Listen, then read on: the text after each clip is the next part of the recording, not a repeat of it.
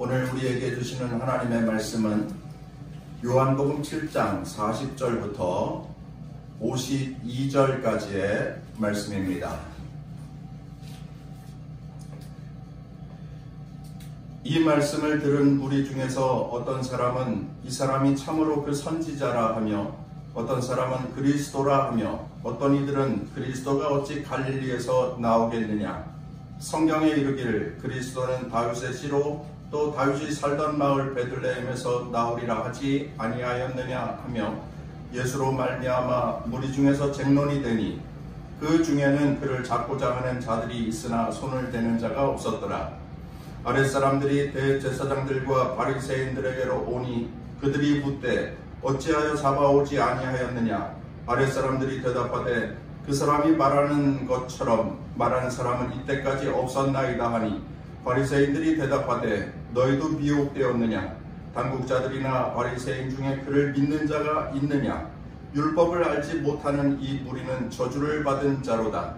그 중에 한 사람 곧 전에 예수께 왔던 니고데모가 그들에게 말하되 우리 율법은 사람의 말을 듣고 그 행한 것을 알기 전에 심판하느냐. 그들이 대답하여 이르되 너도 갈릴리에서 왔느냐. 찾아보라, 갈릴리에서는 선지자가 나지 못하느니라 하였더라. 이것은 오늘 우리에게 주시는 하나님의 말씀입니다.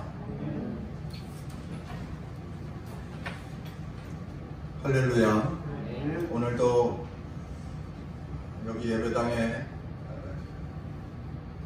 10분의 교인들이 나오셔서, 그리고 영상으로 하나님 앞에 예배하길 원합니다. 우리 하나님께서 예배하는 우리 온 성도들에게 복 주시고 은혜 주시기를 주의 이름으로 축원합니다. 주님의 사랑으로 또한 주님의 은혜로 충만한 성도들의 삶이 되셔서 이번 주 한 주간에도 하나님의 복을 누리며 안전하고 건강한 날이 되시고, 또 설날도 있는데 즐겁고 기쁜 설날을 지내시기를 주의 이름으로 축복합니다. 목회자에게 있어서 토요일 날 밤은 설레임 반, 부담감 반, 이렇게 말씀을 드릴 수가 있습니다. 왜냐하면 내일 아침에는 예배를 드리고 또 설교를 하기 때문입니다. 교인들 중에는 맨날 하는 게 설교인데 설교가 부담이 되겠느냐라고 하는 생각을 하는 분들도 계시지만, 했던 것을 또 하고 그럴 수 없으니 매번 다른 설교를 준비해서 성도들과 나누어야 하기에 설교를 준비하는 일은 매우 부담스럽습니다.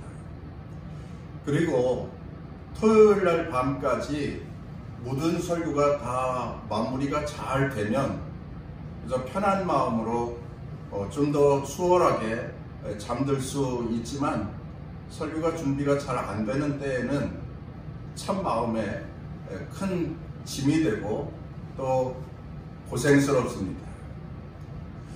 설교를 잘해야 할 텐데, 잘해서 어려운 성경의 말씀을 성도들에게 쉽게 알려드려야 할 텐데, 저는 잘하는 설교는 쉽게 하는 설교, 저는 그렇게 생각을 가지고 있습니다. 그런데 설교를 들을 때에 성도들이 쉽게 설교를 하면 깊이가 없다, 준비가 부족하다, 이런 말을 하는 교우들도 있을 수 있고요. 그래서 좀 더 깊이 있게 준비하여서 설교를 하다 보면 신학 이야기도 나오고 교리 이야기도 나오고, 그러면 우리 목사님 설교는 너무 어렵다, 그렇게 말하는 분들도 계실 수 있습니다. 아무튼 설교는 잘해야 합니다. 그리고 설교는 쉽게 해야 합니다. 그런데 가만히 보면 설교를 아무리 쉽게 하고 또 잘한다 할지라도 설교의 말씀을 듣고 믿음이 자라나는 것은 천차만별이다 라고 하는 것입니다. 말씀을 잘 듣고 믿음이 쑥쑥 자라가는 성도가 계시는가 하면 말씀을 많이 듣고 해도 믿음이 전혀 자라지 못하는 그리스도인들도 계시더라 하는 그러한 말씀이지요.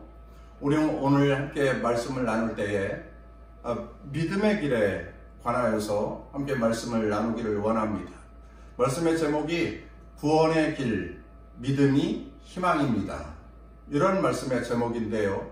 여러분 함께 말씀을 나눌 때에 여러분의 믿음이 콩나물 시루에 물 한번 싹 뿌려주는 것처럼 여러분들의 믿음 생활에 시원한 물 또한 온화하고 따뜻한 미온수가 충분히 뿌려지는 그러한 귀한 시간이 되어서 여러분들의 믿음이 조금이나마 눈에 보이지 않지만 그 믿음이 자라가는 귀한 시간이 되시기를 주의 이름으로 축원합니다.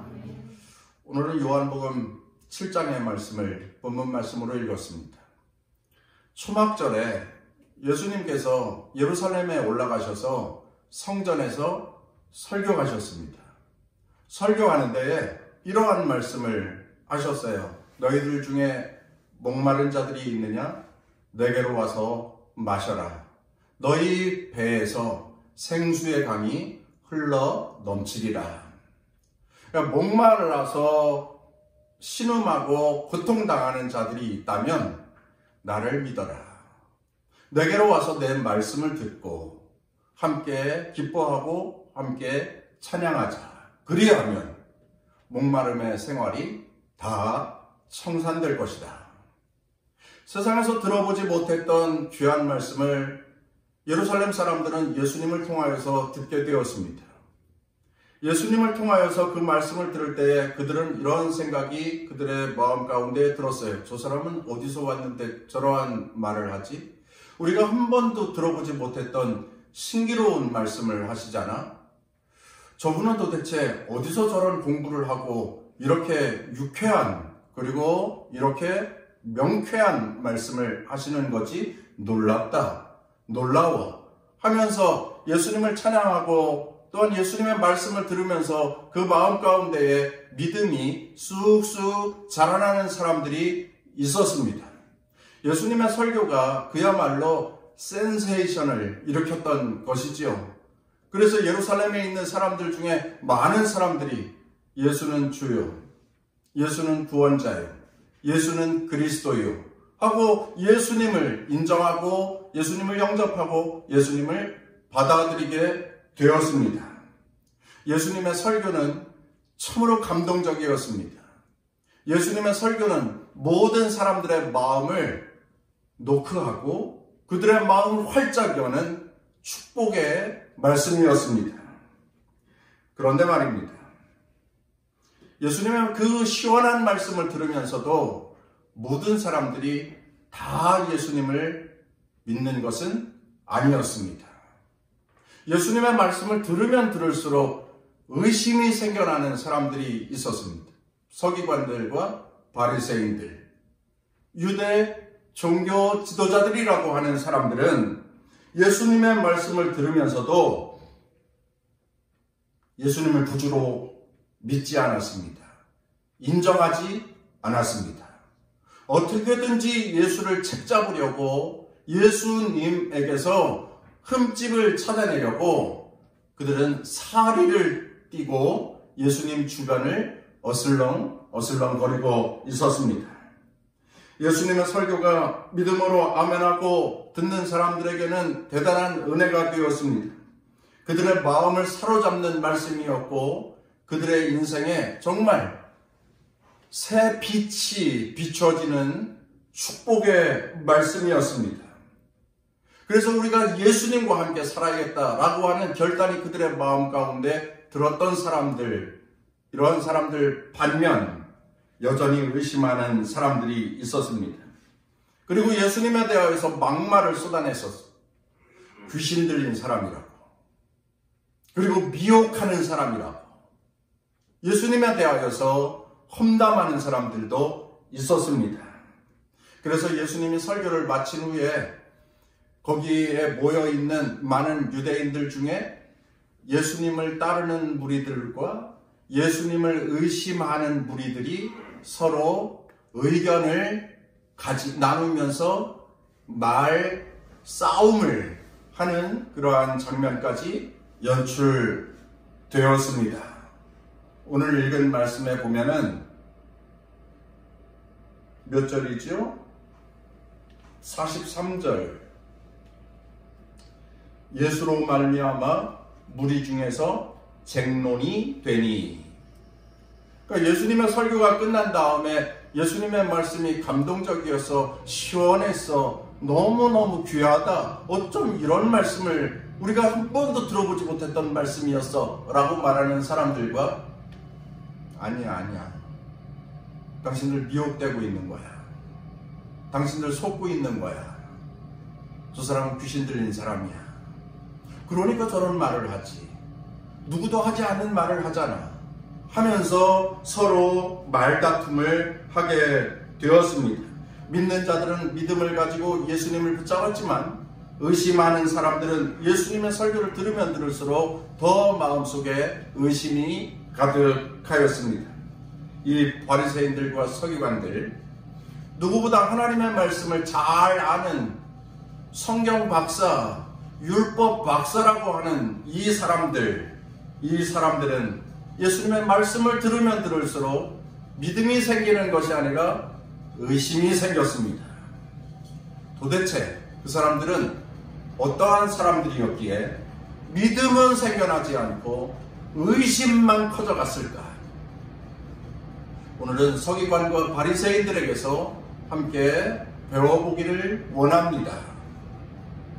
따라서 하겠습니다. 그들에겐 고정관념이 가득했습니다. 문제는 고정관념이라고 하는 것이었습니다. 고정관념. 바리새인들과 서기관들은 고정관념으로 똘똘 뭉쳐져 있었던 사람들. 그럼 그 고정관념이 무엇이었을까? 함께 말씀을 나누겠습니다. 그들은 구약 성경의 말씀을 보면서 잘못된 성경 해석이 그들의 고정관념이 되고 말았습니다. 구약 성경에 이러한 말씀이 있어요. 그리스도는 베들레헴에서 태어날 것이다. 구약 성경에 여러 군데 그 내용이 예언되어져 있습니다. 그런데 바리새인들과 서기관들은 성경을 연구하면서 그 말씀을 듣고 그 생각이 머릿속에 고착화되었어요. 그리고 이런 생각을 하는 겁니다. 예수는 갈릴리 사람인데 그러니 그리스도가 될 수 없어. 예수는 갈릴리 출신이기 때문에 그리스도가 될 수 없다. 오늘 읽은 말씀 40절 말씀에 보면 이 말씀을 들은 무리 중에서 어떤 사람은 이 사람이 참으로 그 선지자라 하며 선지자라고 믿은 사람들이 있어요. 41절 말씀을 보면 어떤 사람은 그리스도라 하며 그리스도로 믿은 사람들이 있어요. 그런데 그 다음에 어떤 이들은 그리스도가 어찌 갈릴리에서 나오겠느냐. 42절 성경에 이르기를 그리스도는 다윗의 씨로 또 다윗이 살던 마을 베들레헴에서 나오리라 하지 아니하였느냐. 그러한 왜곡된 성경 지식이 그들에게 고정관념이 되었던 거예요. 고정관념, 선입견, 편견, 이게 다 같은 말이지 않습니까? 그리스도는 베들레헴에서 나온다.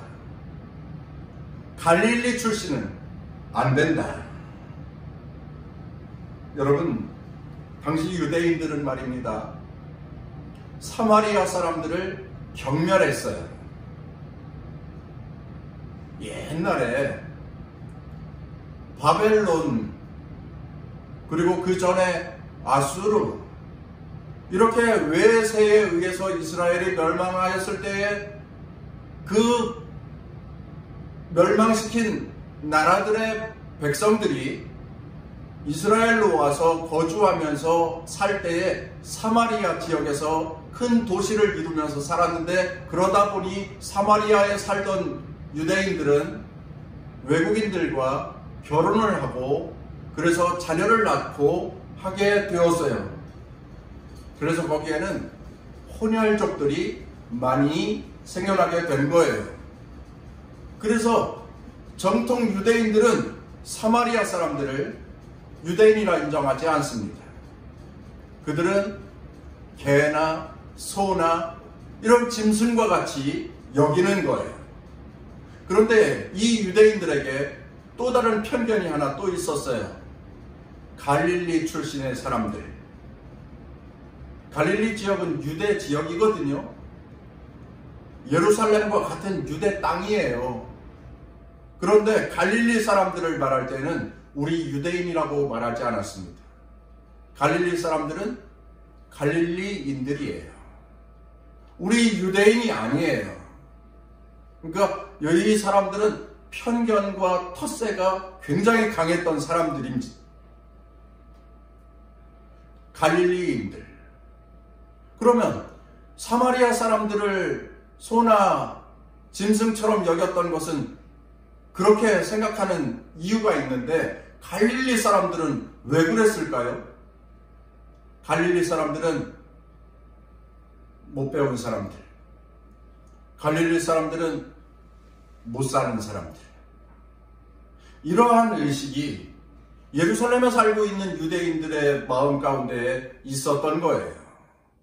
갈릴리 지역은 못 사는 사람들, 못 배운 사람들, 그러니까 가난한 사람들, 그런 사람들, 그냥 그저 그런 사람들. 이러한 마음이 예루살렘 사람들 마음 가운데 있었던 거예요. 우리하고는 차원이 다른, 우리하고는 수준이 맞지 않는. 근데 이러한 사람들이 오늘날에도 있어요. 오늘날에도 있습니다. 제가 알고 있는 유치원 원장님 한 분이 계시는데 이분은 유치원을 두고 그 옆에는 영구 임대 아파트가 있고요. 그 아파트를 지나가면 일반 분양된 32평 이상의 아파트가 두 단지가 있어요. 하나는 청 무슨 아파트고 하나는 일 무슨 아파트예요. 그런데 이 유치원이 원화를 모집하는데 요 영구 임대 아파트에 있는 아이들은 사절합니다. 그 저쪽에 있는 큰 아파트에 있는 큰 단지에 있는 아이들은 우리 유치원에 와서 공부할 수 있지만 영구 임대 아파트에 있는 자녀들은 보내지 마세요. 그런 원장님이 계세요. 근데 그분이 교회 권사예요. 그래서 그러지 말라고 그래야 되는데 말도 못하고 지금 만나면 말할 수 있겠죠. 왜냐하면 헤어진 지 오래됐으니까. 오늘날에도 그러한 차별이 존재하는 세상이에요. 가난한 사람들, 우리하고는 같이 지낼 수 없어요. 우리하고는 수준이 맞지 않아. 이러한 생각을 갖는 사람들이 현대에도 많이 있어요. 우리가 직접 경험하지 않으니까 모르지요. 그러한 일들이 참 많이 있습니다. 저쪽 서울에 가면 그러한 말들, 그러한 일들이 더 많을 겁니다. 서기관들과 바리새인들의 마음 가운데에는 사마리아인들은 사람들도 아니었고 갈릴리인들도 우리하고 다른 차별받는 사람들이었어요. 차별하는 사람들이었어요. 가난한 사람들, 못 배운 사람들, 우리하고 수준이 맞지 않는 사람들. 그리고 그 사람들은 예수님을 따르는 사람들까지 저주하였습니다. 오늘 읽은 말씀 49절인가요? 율법을 알지 못하는 이 무리는 저주를 받은 자로다. 그러니까 예수님을 따르는 사람들에 대하여서 이렇게 말하는 거예요. 예수님을 따르는 사람들은 못 배운 갈릴리 사람들이요, 또한 예루살렘에서도 예수님을 따르는 사람들이 생겨났는데 그 사람들은 율법에 대해서 알지 못하는 사람들이고 그 사람들은 저주받은 사람들이다. 이렇게 말하는 것입니다. 율법을 몰라서 예수를 믿고 율법을 몰라서 예수를 따르고 그리고 예수를 따르면서 그리스도라고? 그렇게 말하는 사람들은 저주받은 사람들이라고 말하고 있는 것입니다. 예수님에 대한 고정관념이 있었던 것이고 갈릴리에 대하여서 편견이 있었던 것이고 또한 예루살렘에서 예수를 믿는 사람들까지도 그들은 선입견을 가지고 손가락질하면서 질타하고 있었던 것입니다. 그래서 50절 말씀에 보면은 니고데모라고 하는 사람이 나와요. 니고데모라고 하는 사람이 이렇게 말합니다. 그렇게 저주하는 유대인들을 향하여서 이렇게 말합니다. 아니 우리는 어떻게 그 사람이 예수라고 하는 사람이 와서 자기 입장을 소명하는 말을 들어보지도 않고 함부로 그렇게 말해도 되겠느냐? 라고 말합니다. 아니 예수라고 하는 사람을 만나서 그 사람의 입장을 들어보고 나서 판단을 해야지. 그냥 이렇게 그 사람 말을 들어보지도 않고 그 사람의 소명을 받아보지도 않고 우리가 이렇게 함부로 말하는 사람들이냐? 잘못된 거 아니냐? 그랬더니 52절에 뭐라고 말합니까? 너도 갈릴리에서 온 사람이냐? 이렇게 말합니다. 니고데모는 유대교의 관원이에요. 그럼에도 불구하고 예수님을 옹호하는 말 한마디 했더니 너도 갈릴리에서 온 사람이냐 하면서 공박을 하는 거예요. 아주 능욕을 하는 거죠. 사람들 앞에서 창피를 주는 것입니다. 근데 여러분, 갈릴리에서 그리스도가 날 수 없다. 갈릴리에서 무슨 선한 것이 나겠느냐. 말하는 이 유대인들의 생각은 잘못된 생각이었어요. 뭐가 잘못된 생각이었느냐면 정통 유대인들이 자기들의 조상 중에서 아주 높게 여기는 사람 중에 한 사람이 엘리야 선지자가 있어요. 엘리야 선지자는 유대인들이 존경하는 선지자 중에 큰 선지자예요. 그런데 엘리야 선지자의 출신이 어디인지 아십니까? 엘리야 선지자의 출신이 갈릴리, 길르앗, 디셉이라고 하는 지역의 출신이라는 거예요. 갈릴리, 길르앗, 디셉이 엘리야의 고향입니다.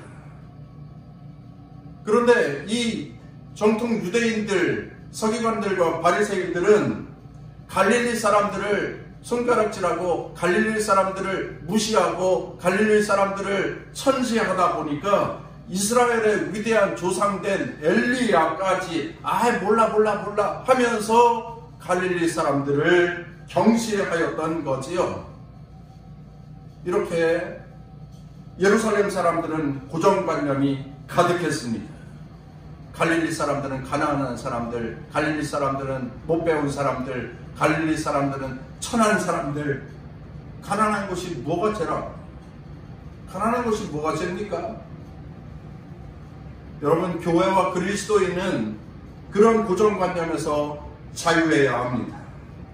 성도 여러분, 오늘날 우리 사회는 코로나19 바이러스로 인해서 물질의 어려움을 당하는 성도들이 많이 생겨났습니다. 성도들 중에 참으로 많은 어려움을 당하는 분들이 계십니다. 우리 하나님의 은혜로 그 모든 어려움을 잘 이겨나갈 수 있게 되기를 주의 이름으로 축원합니다. 변이 바이러스 같은 소식이 계속 들려져 오고 있어요. 그 소리를 들을 때마다 매우 비관적인 생각이 드는 것도 사실입니다. 그러나 그 모든 것도 잘 이겨내게 하시리라 믿습니다. 그래서 백신도 계속 개발되고 또한 치료제도 개발되고 또 공급되어서 이 바이러스를 정복해가는 그러한 은혜가 있기를 간절히 바라고, 그로 말미암아 우리 성도들이 모든 불안과 두려움에서 자유하고 특별히 물질적인 고난에서 해방되어져 가시기를 주의 이름으로 축복합니다. 예루살렘 사람들은 선입견을 버려야 했습니다.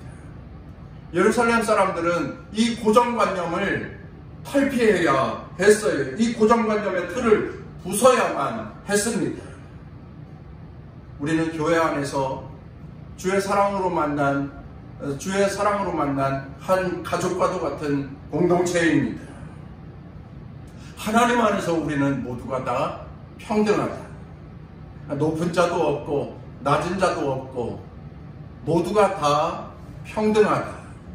그것이 교회 안에서 서로가 서로를 생각하고 또 서로가 서로를 인정하고 대접하고 대우하는 그러한 마음이어야 합니다. 그런 마음으로 교회 공동체를 세워가야 합니다.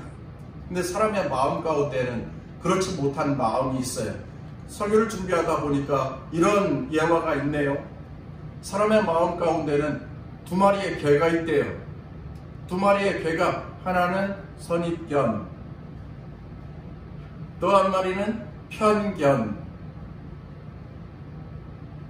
선입견이 있고 편견이 있대요. 그런데 이것을 이길 수 있는 강아지가 하나 있는데 일견이래요. 그래서 일견이 뭔가 하고 읽어봤더니 백문이 불여 일견. 다시 이야기하면 직접 보지 않고 직접 확인하지 않고 사람들에게서 들려져 오는 말로다가 판단하면, 상대를 판단하면 실수를 범할 수밖에 없다라고 하는 것입니다. 우리의 마음에 일견을 키우면 선입견과 편견을 제압하고 정확한 눈으로 사람을 대할 수 있다, 사람을 볼 수 있다는 말입니다. 그래서 일견을 키워가면서 상대를 바르게 보는 해안을 가진 그리스도인이 되어야 한다. 고정관념, 선입견, 편견, 이것을 극복하는 그리스도인이 다 되십시다. 이 편견과 선입견, 고정관념이 온전한 믿음의 진보를 방해하는 것이다. 기억하시기를 바랍니다. 한번 따라서 하겠습니다. 진지함이 없는 사람들은 믿음이 자라나지 않습니다. 계속 설명을 드리네요. 본문에는 두 부류의 사람들이 있었어요. 예수님의 말씀을 듣고 그 말씀을 받은 사람들이 있는가 하면, 예수님의 말씀을 받는데 귓등으로 들었던 사람들이 있는 거예요. 전적으로 말씀을 드리면, 진지하게 말씀을 마음으로 받은 사람들이 있는가 하면 대충 말씀을 진지하게 받지 못한 사람들이 있었다라고 하는 겁니다. 하나님의 말씀은 진지하게 받아야 돼요. 왜냐하면 우리의 영의 생명, 우리의 육의 생명을 좌지우지하는 하나님의 말씀이기 때문에 그렇습니다. 여러분, 이런 생각 한번 해보십시오. 아이가 갑자기 배가 아파서 막 뒹구는 거예요. 그러니 어떡합니까? 119를 불러가지고 병원을 갔어요. 응급실로 갔습니다. 그런데 갑자기 수술을 해야 한대요. 급하게 수술을 해야 한대요. 그래서 수술실로 들어갔어요. 그리고 1시간, 2시간이 지난 다음에 선생님이 나오는 거예요. 선생님이 땀을 닦으면서 나오는 거예요. 선생님이 나와서 이런저런 말을 하는 거예요. 그 선생님이 말씀하실 때에 그 부모는 어떻게 들어요? 진지하게 들어요. 눈을 뜨고 귀를 쫑긋 세워서 진지하게 듣습니다. 조금만 늦었어도 큰일 날 뻔했어요. 수술은 잘 되었어요. 후유증은 이거가 예상이 되는데, 그러나 크게 문제가 될 것 같지는 않아요. 의사 선생님이 하나에서부터 10가지를 말씀하는데 부모는 그 말을 진지하게 듣습니다. 듣다가 궁금하면 여쭙기도 하고요. 왜 그렇습니까? 아이의 생명이 달려있는 문제였기 때문에 진지하게 들을 수밖에 없는 거예요. 그 시간에 선생님이 그렇게 말씀하는데 딴 생각을 할 수가 없어요. 딴청을 피울 수가 없습니다. 내 아이의 생명이 오락가락하는 순간인데 선생님의 말씀을 들을 수밖에 없는 거지요. 진지하게 들을 수밖에 없는 거예요. 마찬가지입니다. 하나님의 말씀은 진지하게 들어야 합니다. 하나님의 말씀을 들을 때에는 눈을 반짝 뜨고 그리고 딴짓 하지 말고 말씀을 듣는 거예요. 하나님의 말씀으로 듣는 거예요. 왜냐하면 내 영과 내 육을 좌지우지하는 생명의 말씀이기 때문에 이 말씀을 진지하게 들어야 하는 것입니다. 그 진지함이 있는 성도들이 다 되시기를 주의 이름으로 축복합니다.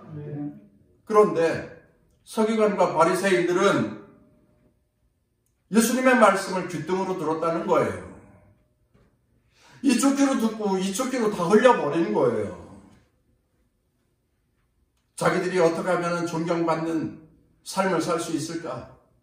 자기들이 어떻게 하면 저 사람을 책 잡아가지고 저 사람을 공경에 처하게 할까? 이러한 거에만 관심을 가졌지 예수님이 전하는 설교 말씀에 대하여서는 그들은 생각하지 않았던 것입니다. 그죠? 자기들의 관심사에만 깊이 생각이 있었을 뿐 영혼의 생명에 관하여서는 전혀 진지함을 갖지 않았다라고 하는 것입니다. 여러분, 우리가 삶에 중요한 것들이 많이 있습니다. 우리가 중요하게 생각해야 되는 그러한 조건들이 많이 있습니다. 그리고 그 조건들이 충족되어야 하고요. 그래야만 만족하며 행복하게 살아갈 수 있는 것이 인생입니다. 건강도 그렇고요. 지식도 그렇고요. 재물도 그렇고요. 그런 것들이 많이 있습니다. 하지만 우리 인생에게 정말 중요한 것은 영원한 생명의 문제입니다. 사람들은 쉽게 생각하지 않습니다. 많은 그리스도인들도 이것이 시급한 문제라고 생각하지 않습니다. 그러나 정말 중요하고 시급한 문제는 영원한 생명에 관한 말씀인 것입니다. 시급한 문제 중에서 가장 시급한 문제가 영원한 생명의 문제인 것입니다.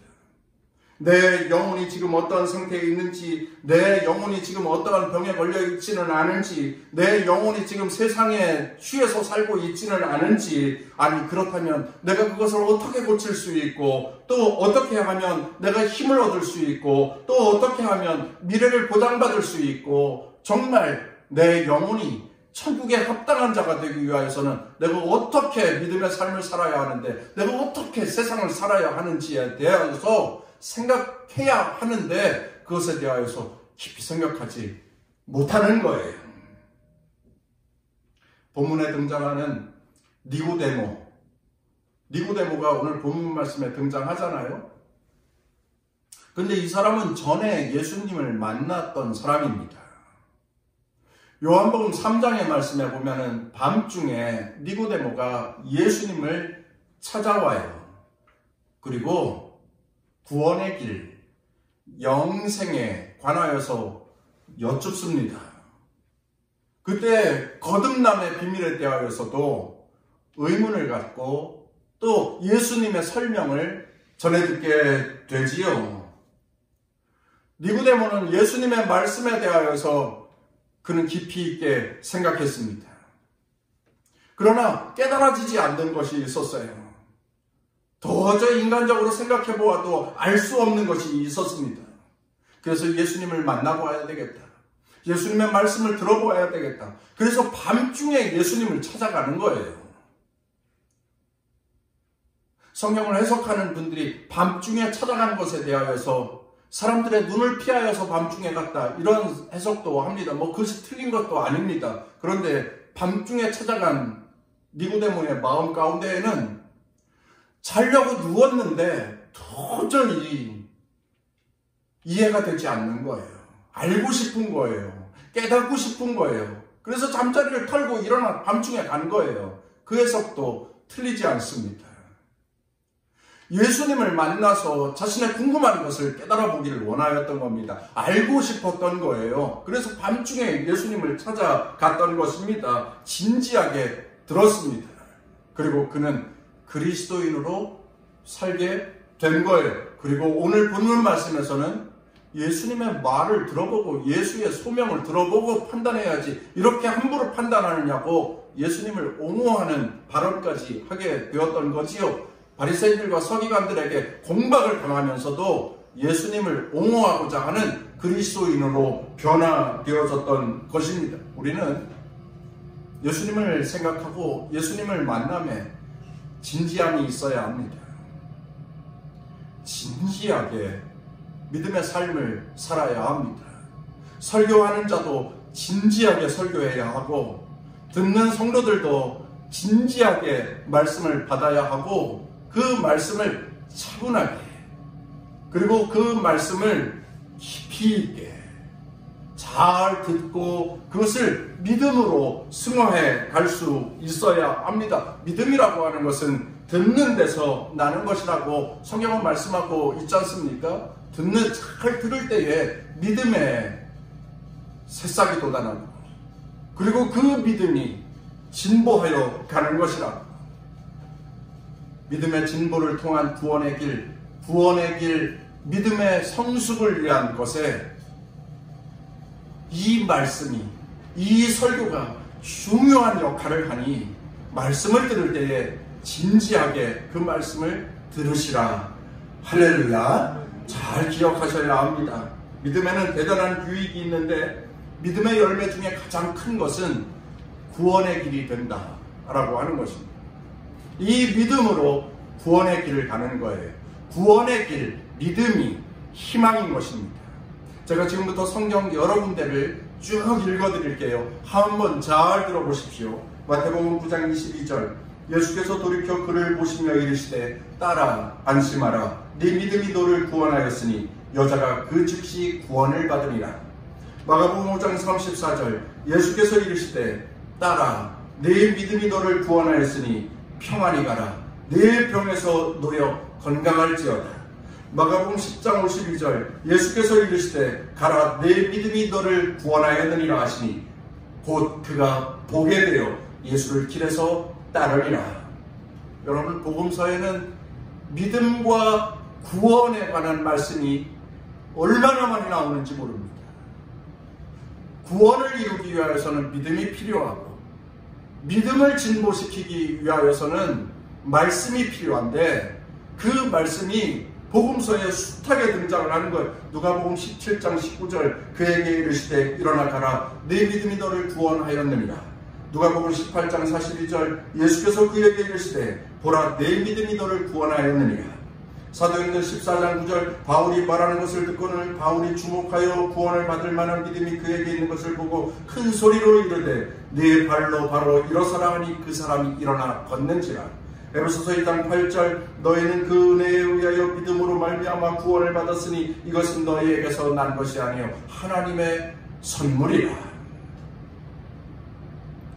믿음의 진보, 믿음의 성숙,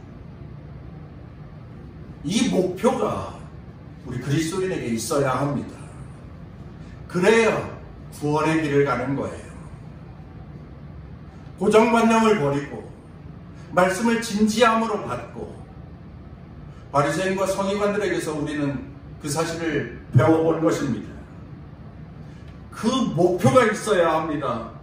믿음의 진보를 이루자, 믿음의 성숙을 이루자 믿음으로 말미암아 구원에 이르는 그리스도인이 되자 그 귀한 하나님의 선물인 구원을 믿음으로 이루어가자, 그 믿음으로 기적을 경험하자, 그 믿음을 큰 믿음으로 만들자, 큰 믿음을 소유한 그리스도인이 되자, 이 목표가 있어야 되는 거예요.